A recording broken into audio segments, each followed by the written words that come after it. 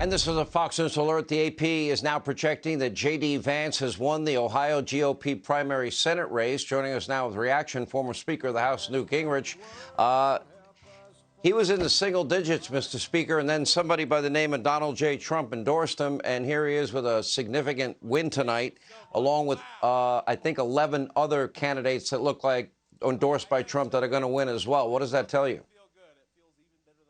Well, first of all, I want to watch the national media, which had set this up as the big test. You know, did Donald Trump really have any stroke left, or was he no longer capable of doing anything? But I also think it's an important comment about J.D. Vance. This is a different Republican Party. J.D. Vance's background, having written a book about his childhood, having grown up intimately aware of Appalachia, of the Ohio River Valley, of blue-collar workers, of local small farmers.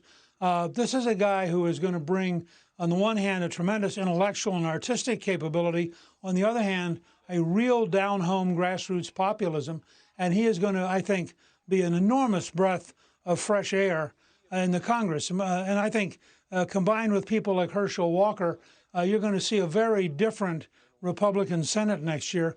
But it's certainly, from Donald Trump's standpoint, an enormously big win.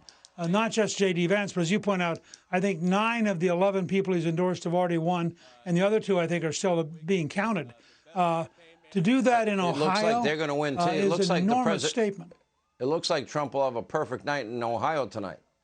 I am sure that he's excited. Well, and if that happens, look, I think we have a lot of great candidates. I personally think Ron DeSantis has a tremendous future as an example, or somebody like Rick Scott, or a number of governors around the country.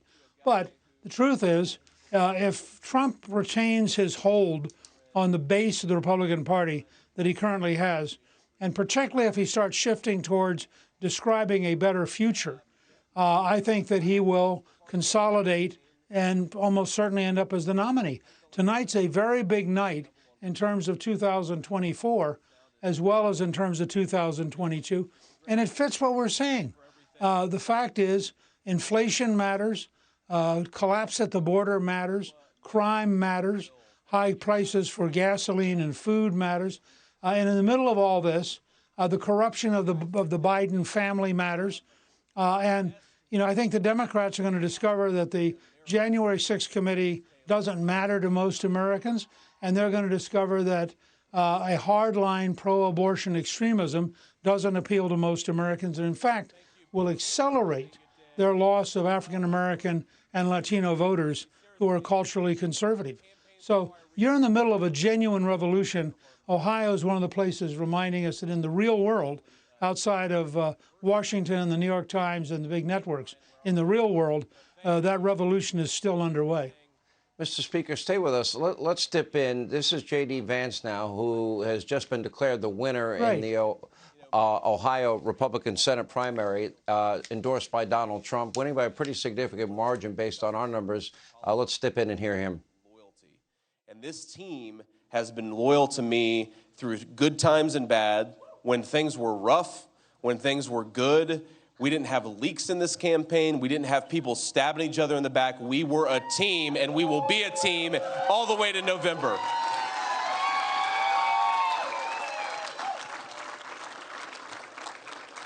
I have absolutely got to thank the 45th, the President of the United States, Donald J. Trump. Ladies and gentlemen,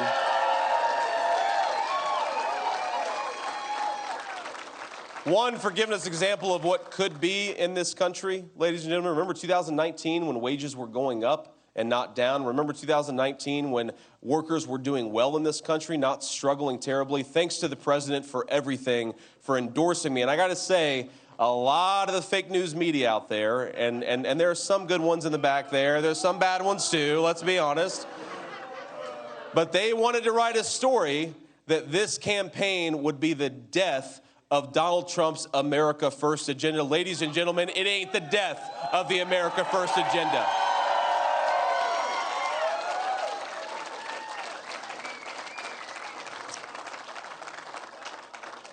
It wasn't just the president, of course. We had a lot of endorsements, especially some of our early endorsements. I want to make sure I give some shout outs to Penny Nance, great advocate for life and for people all across the country. You know, let me go back to Speaker of the House, Newt Gingrich, former Speaker. You know, he said something there that I think is extremely relevant. I do believe the damage that has been caused in just a short period of time, everything from inflation to high gas prices to open borders, law and order, safety and security, even running out of COVID tests, Afghanistan. It's been a disaster. I do believe that my feeling is the America First, Make America Great Again, Now Save America agenda is going to be what propels the Republicans to victory, both in 22 and 24. It's a hope, it's a prayer, because the country needs to change directions quickly. Well, look, I think that that's right. And I just talked as recently as yesterday with Kevin McCarthy, who is really leading a remarkable effort in the House to develop a very positive agenda, very much like the Contract with America, the kind of thing you and I have talked about. I sense that in the Senate, Senator McConnell's much more favorable now than he was earlier to having some kind of a contract, and that's motion in the right direction. I personally believe when you look at the disaster that big government socialism and woke liberalism has created, I think it's very likely that you're going to be somewhere between 25 and 70 seat gain in the House, and at least a 4-seat gain in the Senate. So there's an opportunity in January for Republicans with people like J.D. Vance and people like Herschel Walker, new people, new ideas, new approaches. There's a real opportunity that we could set a new pattern for America, force Biden every day to choose between the American people and his radical left, and end up going into 24 as a party with big ideas, big solutions, offering a better American future. If that happens, this will be the end of the Roosevelt era after almost 100 years, and you will see a really dramatically different America by 2026. I'm very optimistic that this can happen. It's very interesting because there's not a single success story that I call them the climate alarmist religious cult or New Green Deal socialists. There's not a single success story, so they get this leaked opinion that's not even complete yet, and they rush to judgment. Oh, we'll run on abortion. Even if you consider yourself pro-choice, you don't support abortion up until the moment of birth. We have about a minute left, sir. Well, that's right. I mean, if you look at the extremism of the radicals who would literally allow abortion on the day of the birth, would allow the baby to be killed after it's born, basically infanticide, I think it's crazy. And remember, this is a Democratic Party which is on the verge of replacing Mother's Day with Birthing Persons Day. My newsletter at Gingrich 360 this weekend is going to be on which do you identify with? If you think it ought to be Birthing Persons Day, you ought to be a Democrat. If you think it ought to be Mother's Day, you ought to be a Republican. It's that simple. And that's why they're going to lose, and I think lose maybe for 2 generations, because they're just nuts. Yeah, well, I mean, look, if Kevin McCarthy, if you're right, and apparently the president was not angry at the tapes that were released and they have made amends, that's between them. I'm not getting in the middle of that. But if they follow your lead, that you laid out an agenda, a positive agenda to save the country like you did in 94, it will be 94, 2010, and maybe even bigger.